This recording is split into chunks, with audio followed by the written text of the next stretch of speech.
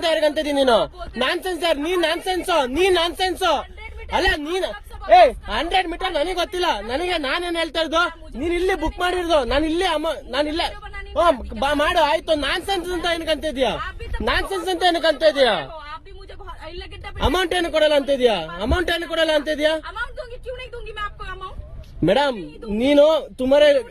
तू ऐप में किधर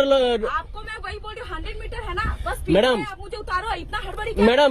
कितना टाइम वेट करेगा तू बुक नहीं आप बताओ कितना टाइम वेट किया 1 सेकंड भी हुआ है अभी 1 सेकंड नहीं मैडम तू इधर चलेगा रिटर्न यूटर्न आएगा मैं कितना टाइम वेट करेगा नानसेंस ಅಂತ ಯಾರಿಗಂತಿದ್ದೀನಿ ನೀನು? ಅಲ್ಲ ನೀನ್ ನಾನ್ಸೆನ್ಸ್ ಅಮೌಂಟ್ ಏನು ಕೊಡಲ್ಲ ನೋಡ್ತೀನಿ ಅಮೌಂಟ್ ಏನು ಕೊಡಲ್ಲ ಅಂತ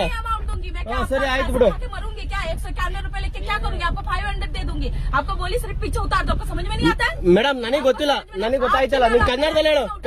ಆಯ್ತು ನನಗೆ ಗೊತ್ತಾಯ್ತಲ್ಲ ಅಮೌಂಟ್ ಕೊಡು ಆಯ್ತು ಅಮೌಂಟ್ ಕೊಡು ನಮ್ದು वीडियो बनाने लगे ನೀನ್ ನಾನ್ಸೆನ್ಸ್ ಅಂದಿದ್ಕೆ ವಿಡಿಯೋ ಮಾಡಿದ್ದು ನಾನ್ಸೆನ್ಸ್ ನೀನ್ ಆಗ್ಲಿಂದ ನೋಡ್ತಾ ಇದ್ದೀನಿ ನಾನ್ಸೆನ್ಸ್ ಅಂತ ಅಂದ್ರೆ ಯಾರಿಗಂತಿದ್ ನಾನ್ಸೆನ್ಸ್ ಅಂತ